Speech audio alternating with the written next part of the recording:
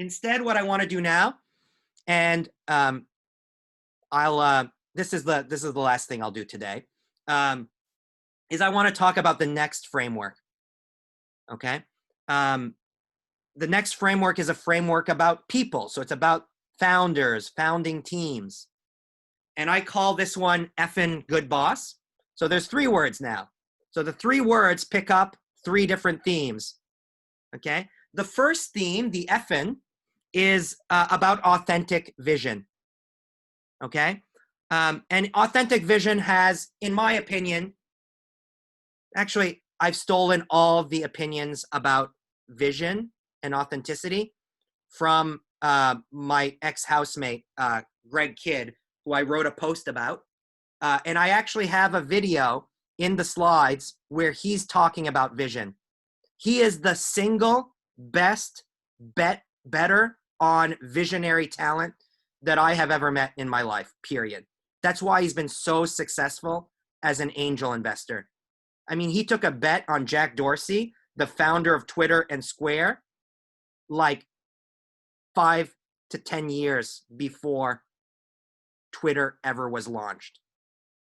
He saw something special in Jack, basically when Jack was 20 years old.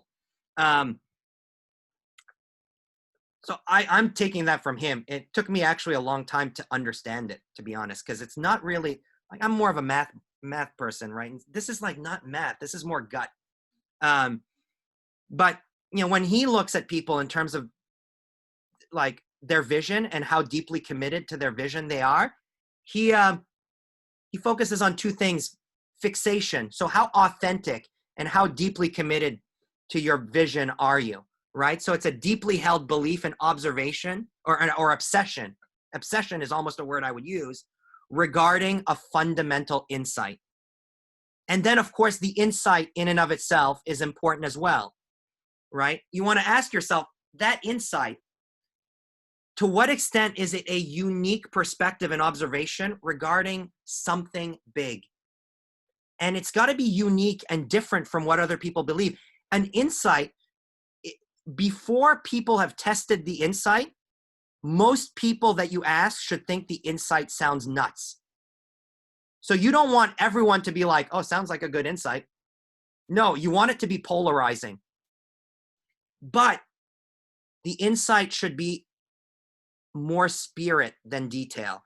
So the insight should be about something really big, but it shouldn't be so bold as to say, this is every detail about the insight, and this is every detail about how I'm going to exploit the insight. So it's more big picture than it is about all the nitty gritty. Again, as I said, I do have, it's right here. So this is Greg. And if you're wondering that he looks older than me, he is. We lived together for a year, but he was 20 years older than me. His video talks very nicely about vision and insight. Now, what I will say is, so he's told, like what he said in the video, he's told me many times. He had to tell it to me like 10 times for me to start understanding. So you may actually, if you watch the video, be like, what the hell is he talking about? It actually is something, it's not formulaic. So it is like not super easy to understand. It takes like he has a gift of understanding it, you know, good for him. It's worked out well for him. But I think it's worth trying to dwell on it because I feel like the more he tells me about it, every time I understand it slightly better. But this is important. If you look at like the biggest home runs, the founders had a good vision component to them. Jack Dorsey may actually be the best example of a visionary founder that we have in the world right now. Steve Jobs was one, right? In some ways, we could say Bill Gates was one. Yeah, I mean, many examples of these things. What about the next theme? Go ahead. Yeah. I actually watched that video earlier this afternoon. One thing he kind of says is that, you know, insight is more from the gut or the heart than it is from the mind. I was wondering, do you share that kind of like same sort of definition of insight here, where it's not a cognitive thing. It's more of like a gut feeling thing. You know, like what he thinks, I would have said it in different words than he says it. Because again, it goes into the limits of the English language, right? He's using simple words to convey an idea quickly. But what he really means is the following. A real insight, by definition, isn't driven by detailed data analysis. So it's less about using historical data, and it's more about using first principle frameworks of understanding human nature and human wants and technological possibility, right? So that it's not like, oh, you know, this has been happening over the past 10 years, and because of that, this is happening next. Vision and insight is not that, right? Which is kind of like commodity analytical. Do you see what I'm saying? But like people who have a lot of insight, they actually are very analytical, just in a different way. Right? So it's not just like they're like, oh, you know, I woke up on the left side of the bed today and I feel like this and this is my vision. No. Like they actually can explain why they believe what they believe, except they're not going to be referring to data sets or like market trends. They're going to be referring to fundamental assumptions about human behavior and things like that. And what you'll see is that the way they're analytical tends to be a little bit more creative than just, I'm entering market X and let me see what's happened in market X in the past. Instead, they'll have a tendency to think more in analogies. They'll be like, you know, we know this about market Y, and we know this other thing about market Z. And if you try to understand this a little bit better, it seems to suggest this about people in general. And if we assume this about people in general and we apply it to market X, then maybe this is the insight that we come up with. You see what I'm saying? Like Greg says, that's Greg's definition of gut. And there is something a little bit gut about it, because you see a disparate example, right? And you're like, I kind of feel like this is more general than that. And you see the other example and you're like, I kind of feel that it's more general than that too. And you start triangulating on these observations. So there is a gut element to it, right? But it's not pure gut. I mean, I don't know what pure gut actually means, right? Like, does it mean like you just randomly like popped in your brain? I know. I mean, I don't think even a single home run founder like that, vision-based founder, I don't think I've ever like seen an interview of one or spoken to one where I'm like, oh yeah, it just purely came from the gut, stroke of luck, manna from the heavens. No. I mean, there were like those people have a lot of clear. I mean, think of like think about like Elon Musk. And when I say think about Elon Musk, don't think about the bullshit he writes on Twitter, right? I mean, think about how he talks about the huge bets he's taken in his life. And like, it's pretty remarkable how he breaks down his thought process. Is that gut? Greg would say like, this guy's got a great gut. You know, but like, there's an analytic, like it's because their gut is driven by a unique form of analytical thought process, I guess. That's what I think. So I don't know, maybe someday Greg and I will have a discussion where we zone in specifically into what he means by gut, because I've always been a little bit afraid to ask. Yeah, I wanted him to be one of the people that I might do these things that I emailed you about this semester. The problem is he's launching a brand new company, like, and has 100 people working on it in Slovenia, I think, right now. I think it's Slovenia, somewhere in Eastern Europe. So basically, he doesn't have time for a little shit like me, or little shits like you. So alas, my hope is that he'll do it next semester. And if he does it next semester, I promise I'm going to if any one of you guys would be interested in seeing a video on that, I will gladly, pick up an email list from folks and send it to you guys as well. Sound good? He's one of the guys that I've learned the most from, and specifically learned in a way from him that I don't learn from anyone else, especially academics. It's just it's a different way. It's a different species, which is nice. Okay, in any case, let's continue our discussion here, which is we want to go to the second word in our framework, which is good. And good here is going to be covering what I call non-cognitive abilities of founders, founding teams. Cognitive being brain power related. Non-cognitive is the other stuff. So the first letter might be the most important non-cognitive ability, and it's something called grit. What is grit? Grit is, one way to think about it, is it's your attitude surrounding long-term goals. It's your ability to persevere, to stay iron focused, and to problem solve, especially in an environment where you're going to be not succeeding linearly. You're going to have major ups and downs because the problem is so hard, right? Do you give up?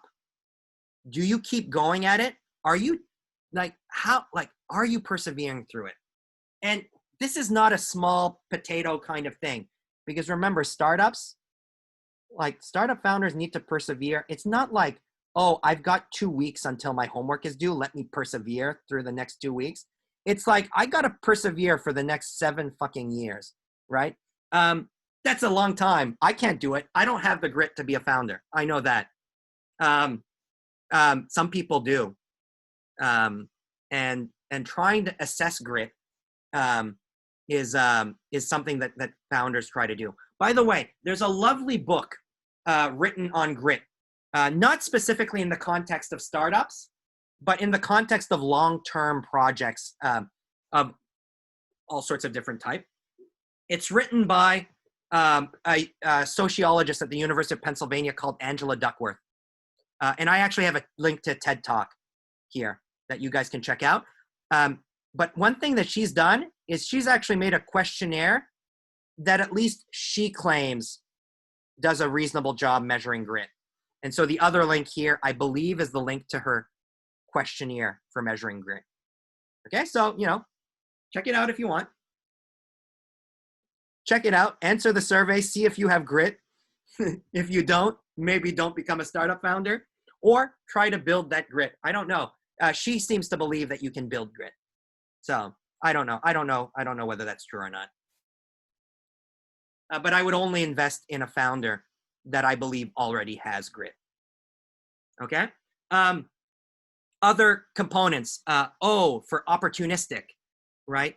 Opportunistic is the ability to exploit opportunities. And it's asking things like, do you have a track record for good market timing? You spot the opportunity and you act on it, right? So that you're really good at exploiting that now question in a project or in an opportunity. Like, you see a ton of difference across people in how opportunistic and crafty they are in being opportunistic. So I'm sure you can spot differences among your friends on that dimension. And, opportunistic is neither good nor bad. Let's be clear, right? It is good here if you're thinking of investing in the person, right? So think about that. How do you size up your friends? And think about how that might apply to sizing up founders. I think that would be a helpful, thought experiment. The other O is about having strong, aura, or being a good orator. It's about communication and charisma. Some of the best founders have that in spades, and that's how they're able to rally hugely talented teams around their mission, right? Think Steve Jobs, right? Jack Dorsey is also really good in this regard. At this stage, he's clearly a charismatic founder. He wasn't always, by the way. He wasn't always. It's something he developed over time, actually. So some of these things can be developed. And then the last non-cognitive ability is just being a doer. Some people overthink things and never act. Some people start acting but never finish, right? Those aren't the people you want to bet in, right? You want to have an ability to complete projects. You want to see some evidence of decisiveness. And decisiveness in environments like startups is taking an action when you know that that action actually has a real chance of failing. Some people are so afraid of failure that they never give it a try, right? You know, look, we're in Canada. I'm in Canada right now, right? There's this wonderful Wayne Gretzky quote. Wayne Gretzky is the most famous hockey player of all time, right? He says, look, you miss 100% of the shots you don't take, right? A decisive person knows that and is like, I'm willing to miss the shot, but I know if I want to score a goal, I got to try, right? Being a doer is also about being organized to some extent, although what that means can be a little bit tricky in this environment because not all startup founders are super organized.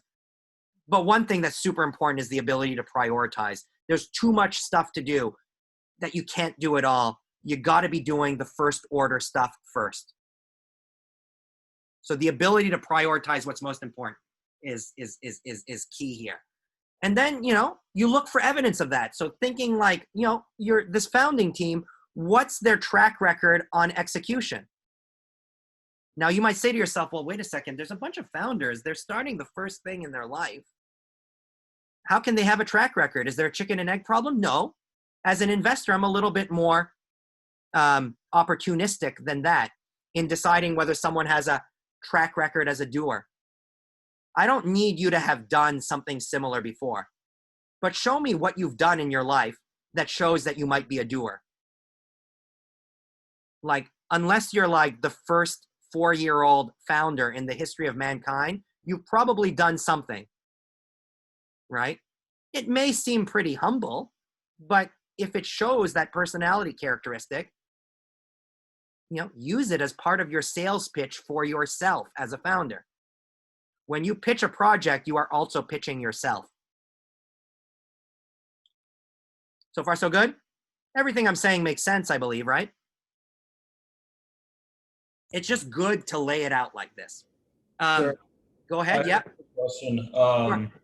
With grit and fixation, don't you come across an issue of like some founders not knowing when to quit or like go off their idea and doing something else? That's a great question.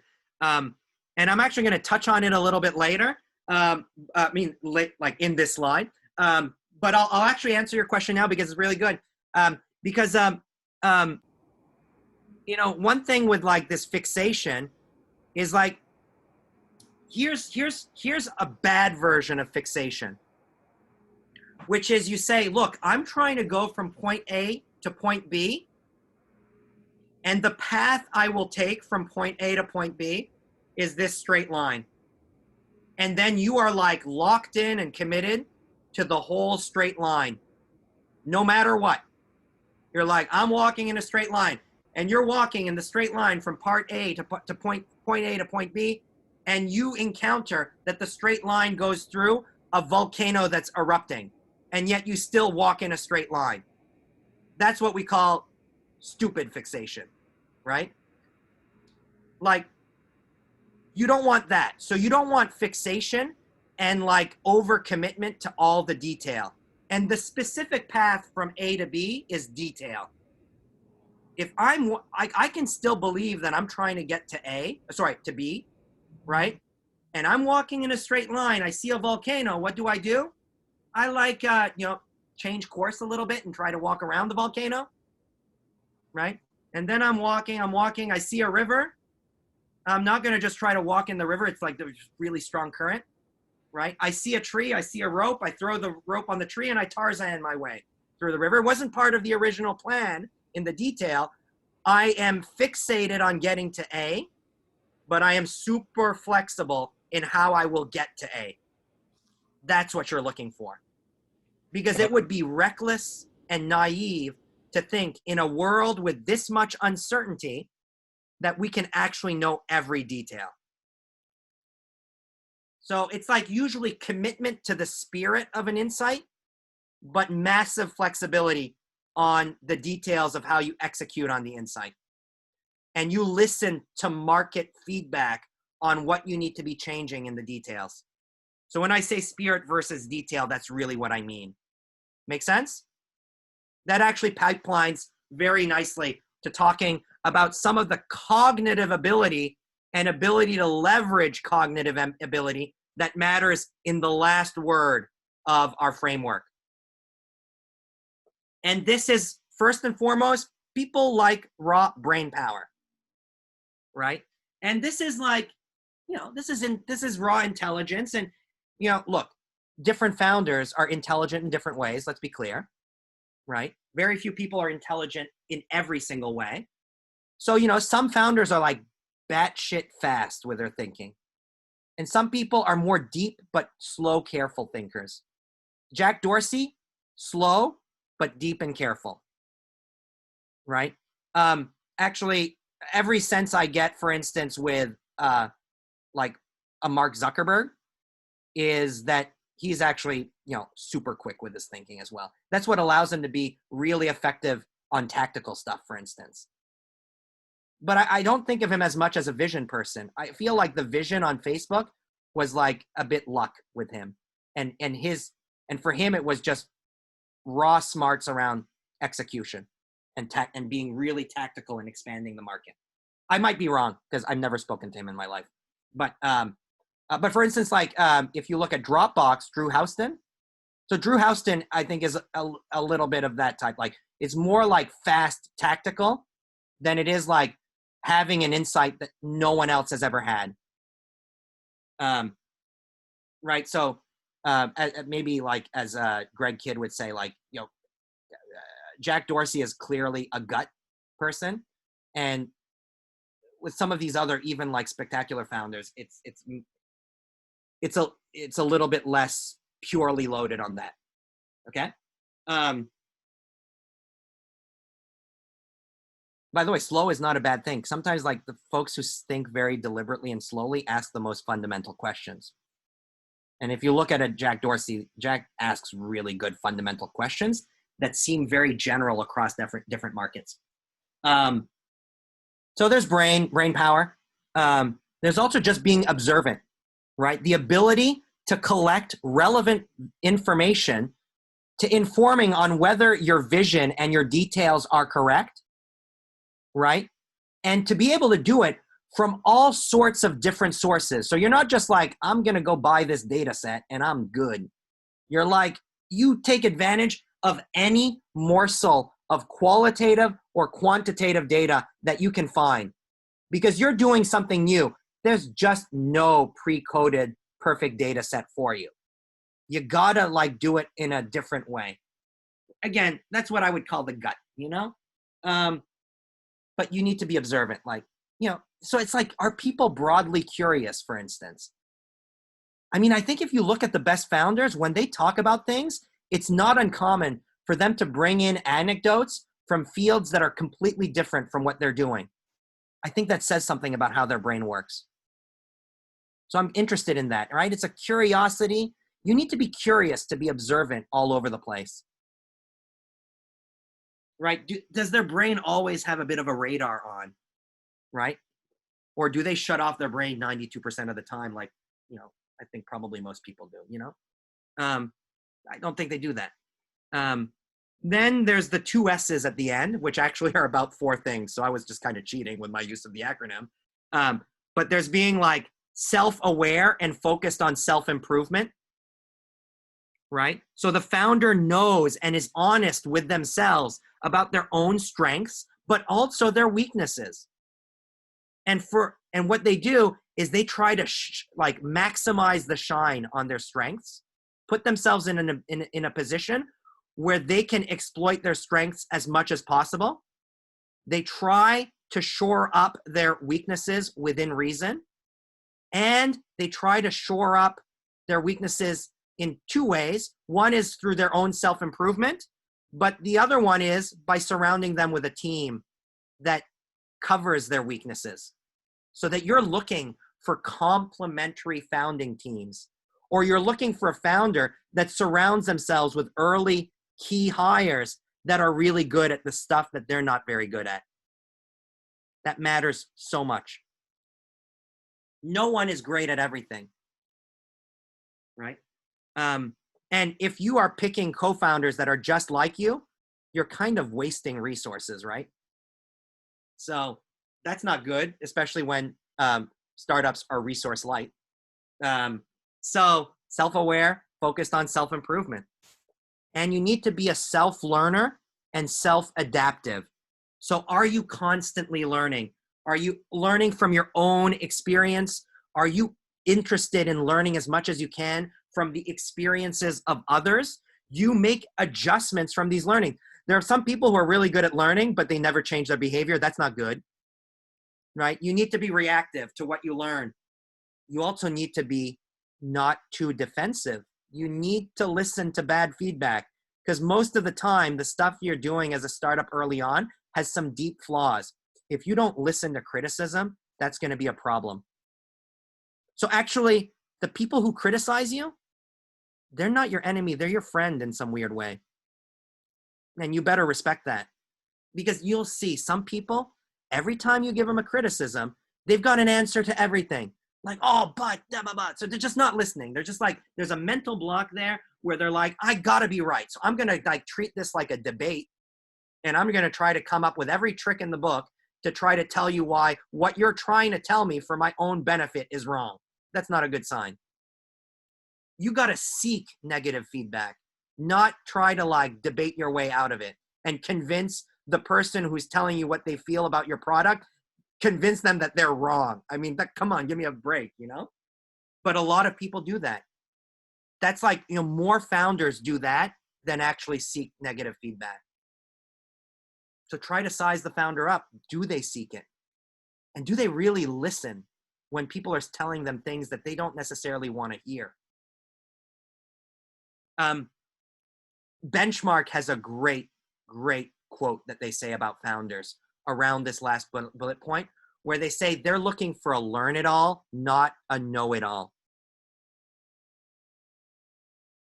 Like, because that actually is such a beautiful way to put it, right? I think, because it captures actually a lot of things here. Because it captures that you're a self-learner. It captures that you're humble enough to not believe you know everything, so you're more likely to be adaptive, right? Being a learn-it-all also means that you're more likely to be observant, right? You don't think you know everything yet, so there's value to learning, and it's value to learning everywhere that you can learn. And it points to curiosity. It points to all of these, a lot of nice things. So, yeah, I love that way of putting it. By the way, this video here, which was one of the videos that I asked you guys to view, is Peter Fenton. He's now the main managing partner at Benchmark. So he has a quote where he talks about what he looks for in really strong founders. And again, just like I said about Jim Guts, I also, you know, present this as a challenge to you. Listen to his, by the way, he is an amazing interviewer. Like, the clarity of thought in what he says, it's just awesome. I've never seen him in an interview where I'm just not like, whoa, this is, the person thinks carefully about these things. He's not just like talking off the cuff. Like, this has been thought through. But list out what he says and try to think about how that maps into this framework. And again, if you do that, I will, if you do it and you email it to me, I'll give you guys feedback on what I agree and disagree with your mapping. So yeah. You know, I've got a few other things here. There are additional videos. They're kind of second order. By far the most important video here is the Peter Fenton video. So I think, you know, I'll kind of, let me just check quick. But yeah, I think this wraps up really what I want to say about about the founder framework. And we're 30 minutes over, so which I had already committed to going over, so I'm not going to shoot I think it's okay that I did it. But I'll end things here for today. Yeah, I mean, hopefully this stuff was useful. Again, like probably a lot of what I said, you already kind of knew. So the main benefit of our discussion here is partially organizing the thoughts so that you're not just randomly picking characteristics on the fly when you listen to someone pitching to you, right? That you can be a little bit more comprehensive and systematic about it. But again, let me emphasize, this is not a checklist.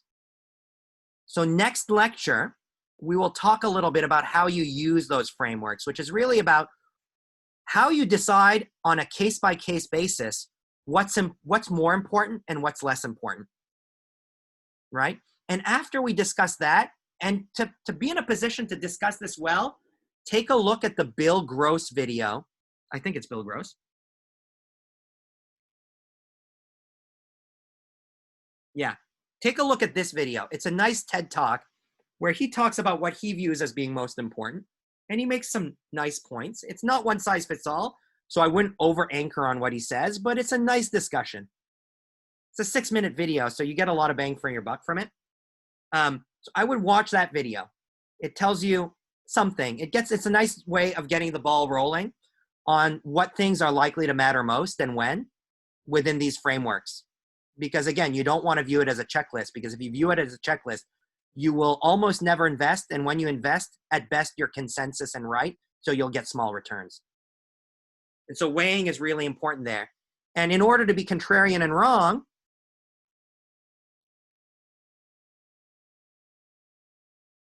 you need to be able to forecast future opportunities. And so next lecture, I'll also talk about 4 commonly used strategies by VCs to try to forecast what's going to be the next hot stuff. And I'll give concrete examples that describe some of these things. Sound good? So that's what we're going to do next Tuesday. So in the meantime, hope you guys have a nice weekend. Stay safe, please. And we'll see each other again soon. Have a good one, all.